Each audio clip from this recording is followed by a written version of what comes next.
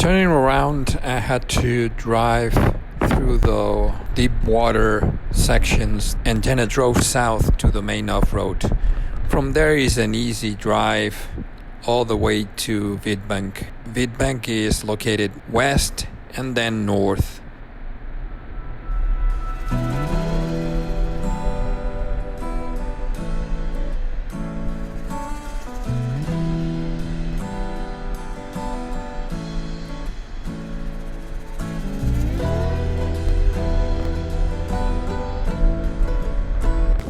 You drive here with your truck and you don't see it, and wow, what a barrel.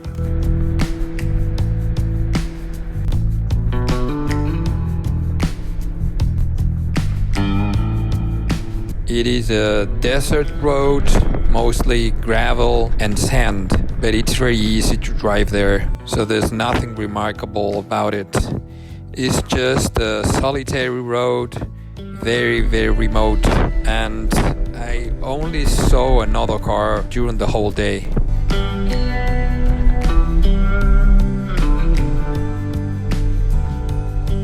Driving through the desert was easy, but I cannot stress enough the importance of having a GPS with all the roads that you are going to follow. My particular opinion is that a paper map is useful, but if you don't know where you are, it's difficult to follow the road that you need to follow. So probably a GPS on your phone or on your Garmin, it's going to be the best choice. And Tracks for Africa here is really good, because it'll show you where you are at all time and you know which road you have to follow. Because you get to points where you have like 3 or 4 roads going in all directions, all of them look the same, you have no indication at all, and you don't know which one to follow. And this is what happens here. This section of the Namakwa Eco Trail here, it's very flat and many roads, very easy to take the wrong one. When I was getting closer to Witbank, I could have taken the main off-road, but there are a lot of minor off-roads before getting to Witbank, and all of them will take you to the river. I started following these roads and all of them looked the same. I followed a couple of them to see if there was something different. You go down to the river, you will see a lot of vegetation down there, a lot of trees and bushes.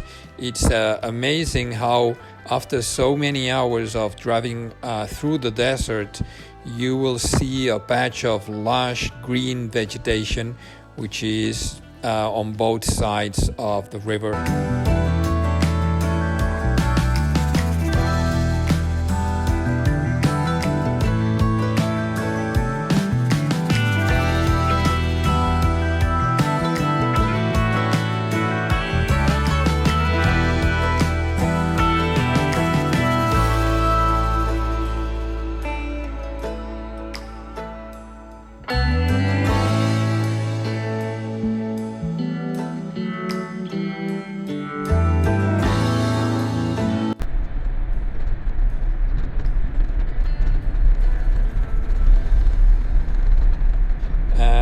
Following it to the river was pretty easy, but when you get to the river, I had the same problem that I had in Kleinpella. These roads will take you to the river, and then there is a road that goes parallel to the river, direction to Witbank. Problem is that you don't have any information about those roads. And when I was getting closer to the river, I expected it to be muddy, but what I didn't expect was that the acacias were so overgrown and the bush was so thick that it was scratching my track all the time.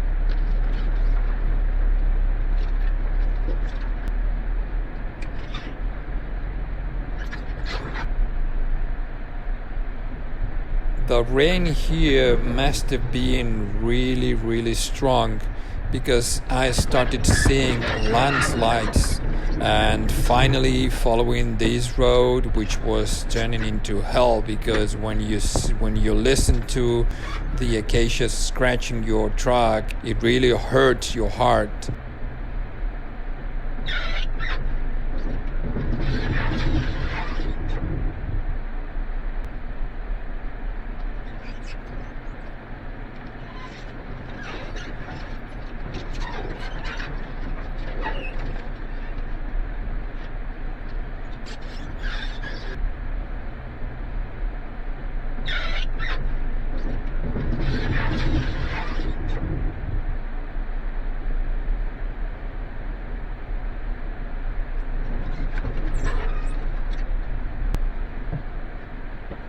And finally, I got to the point that the landslide was blocking the way, and there was no way to go forward. But it was also very difficult to turn around because it was very thick and there was no room to turn around.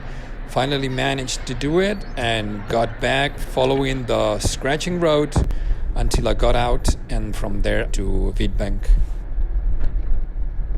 And this is Witbank.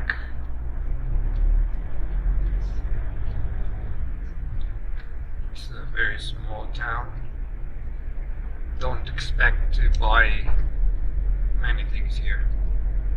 So it's just a small town, and children here, when they see a vehicle, they all go to the road because there are many cars around here, and they shout asking for sweets. I didn't have any sweet, but they do this thing that I have seen in other countries in Africa, and I don't really understand. When you pass them, they'll throw you stones.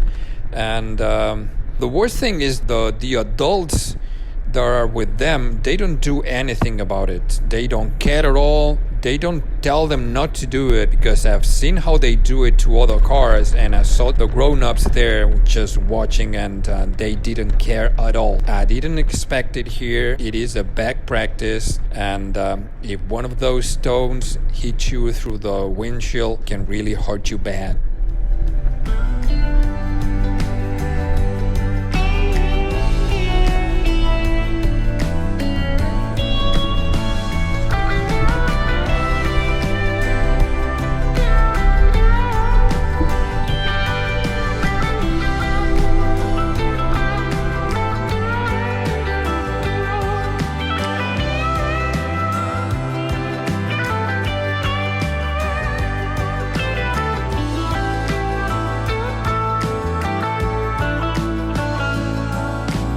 There's nothing like waking up in a place like this.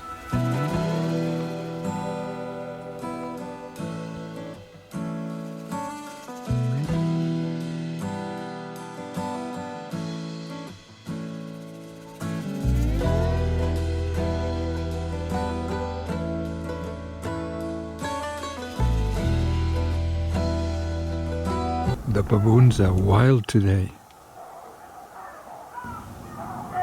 And that must be at least 5 kilometers away.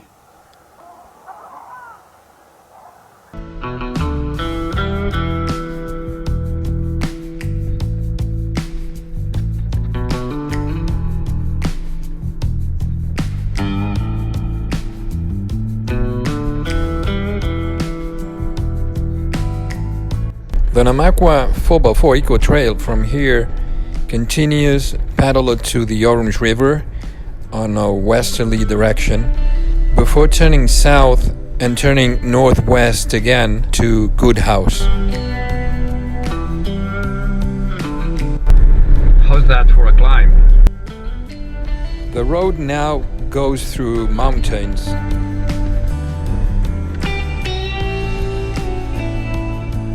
And you need to ascend some mountain passes, and some of them are really steep.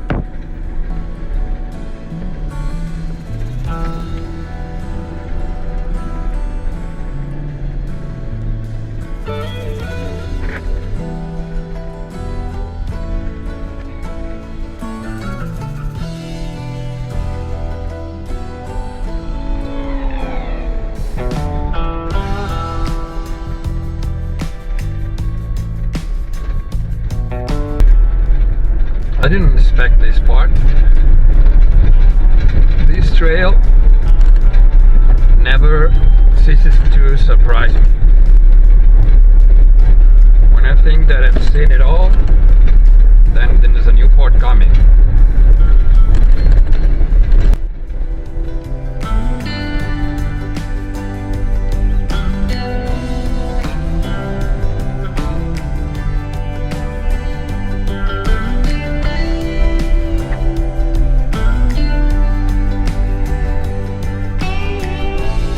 I didn't want to take the direct route to Good House, and I took an off-road to Ramon's Drift, which is again near the river.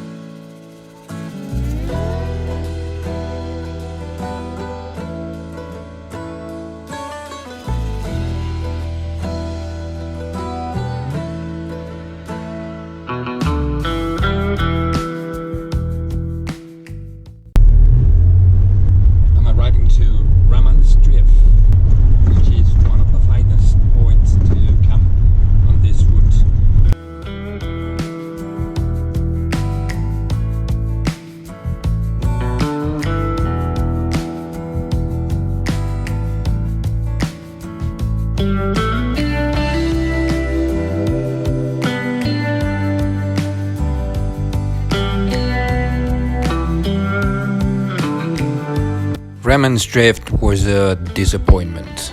I have researched online, and the beautiful pictures of the camping area that I saw were gone. The river flooded and it washed away everything. You can see how far from the current river the water came when it flooded. Because went all the way up there. You have to be very careful when camping next to the river. When you pass Good House, you follow a road that goes parallel to the river for about 10 kilometers. This road is not good. You have a drop on the right that takes you to the river, and on the left there are lots of loose boulders, and you see that many of them fell down the mountain on the road and on the river.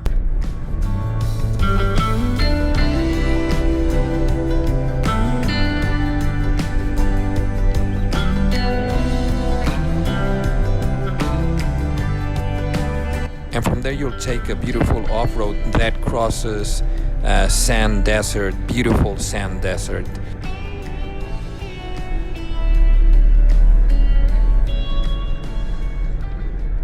It is amazing how this track is in the map. There's no road here, just a two-wheel track through the sand.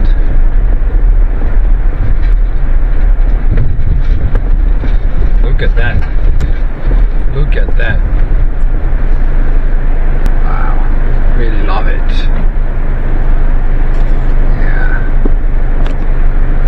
This is what you're looking for when you come to the desert. These roads that cross the desert, sand, nothing else. You think you gotta be a little crazy to like these places? There's nothing here, but this scenery for me is fantastic. I mean, I love it. I love it. It's so different to anything I know. I really love it. Every time I come to the desert, it's like I'm in love with it.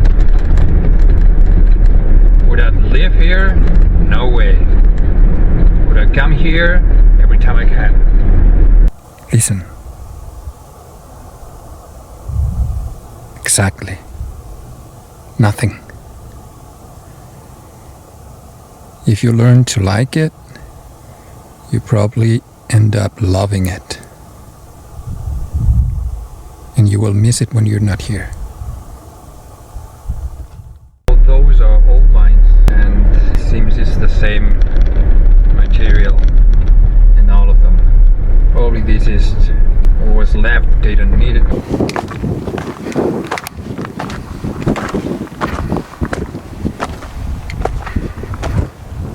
This is weird. All that from this hole. You imagine working here?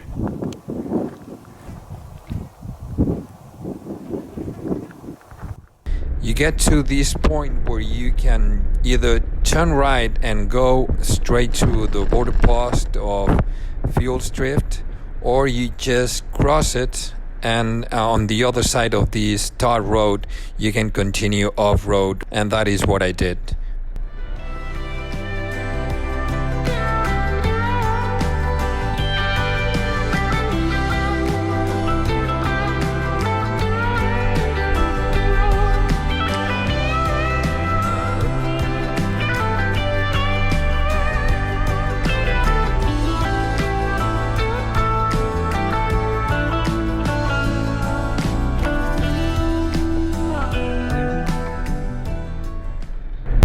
Last 45 minutes has been a dry riverbed. It is all sandy, but I see many debris, branches and bushes and shrubs, and some parts the trucks have been erased by the rains, so that means that now and then this river brings water.